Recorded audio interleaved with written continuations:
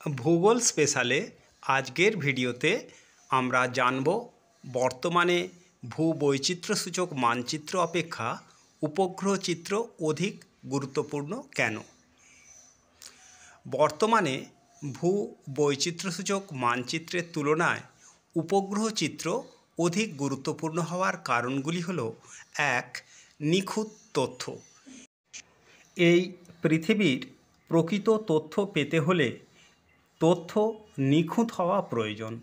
মানুষের সাহায্যে জরিপ কাজের মাধ্যমে তৈরি ভূবৈচিত্র্যসূচক মানচিত্র অপেক্ষা কৃত্রিম উপগ্রহের সেন্সার বা ক্যামেরার দ্বারা গৃহীত উপগ্রহ চিত্রে তথ্য অনেক নিখুঁত হয়। ফলে ভূবৈচিত্র্যসূচক মানচিত্রের তুলনায় উপগ্রহ চিত্র অধিক গুরুত্বপূর্ণ। দুই, নির্ভুল ও আধুনিক। মানুষের জরিপ কাজের তথ্য নির্ভুল হয় না।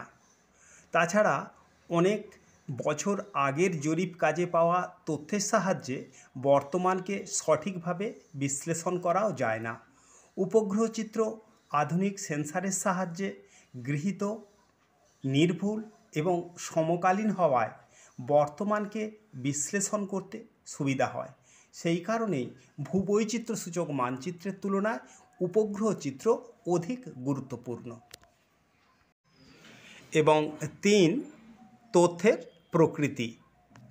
সংগৃহীত তথ্য ভূবৈচিত্র্যসূচক মানচিত্রে হাতে এঁকে প্রদর্শন করতে হয়, কিন্তু উপগ্রহ চিত্রের তথ্য ডিজিটাল সংখ্যামানে থাকায় কম্পিউটারের সাহায্যে বিশ্লেষণ করা সহজ হয়।